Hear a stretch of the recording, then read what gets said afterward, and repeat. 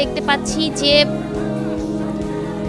তিনি চেষ্টা করছেন বাংলাদেশের মাটিতে পা রাখ, জুতো খুলে খালি পায়ে বাংলাদেশের মাটিতে পা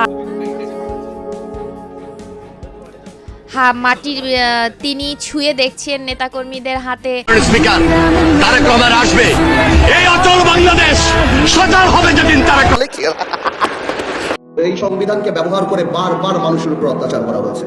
সুতরাং এই সংবিধান, যেই সংবিধান মানুষের কথা বলে না, সংবিধান যেই সংবিধানে মানুষের ইচ্ছার প্রতিফলন হয় না, মানুষের ভবিষ্যৎ দেয় না, মানুষের প্রোটেকশন দেয় না, সেই সংবিধানকে মানুষ ছুঁড়ে ফেলে দেবে। সংবিধান কেন ছুঁড়ে ফেলে দেবো?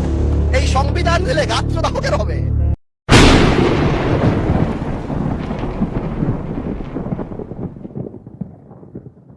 তাদের জন্য আপনার চ্যাম্পিয়ন, তারা তো এত তাদের এই রক্তের উপরে দিয়ে তো আজকে আমরা এই স্বপ্ন দেখছি। আমরা যেখানে 17 বছর আন্দোলন করে কাঙ্ক্ষিত লক্ষ্যে পৌঁছাতে পারিনি, সেই জিনিসটা তারা করেছে এবং এই কারণে জাতি সবসময় তাদেরকে স্মরণ রাখবে।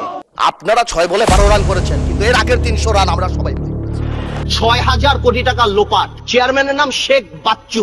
না, এটা অরিজিনাল শেখ না, এটা ডিজিটাল।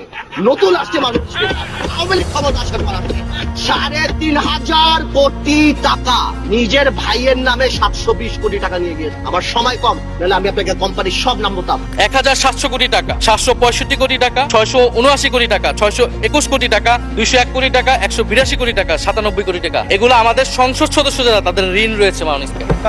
এবার আমি নাম বললাম না, পরের সেশনে কিন্তু মাননীয় স্পিকার আমি নাম ধরেই কথা বলবো। রাজনীতিতে একটাই কথা থাকবে, যে রাজনীতিকে দ্বিতীয় কথা বলে সে হলো একটা বাটপার, সে হলো একটা চার বাটপার। এই সমস্ত বাটপারদের আমরা এখন মাথার উপরে রাখি বলে আজকে দেশটার এই অবস্থা।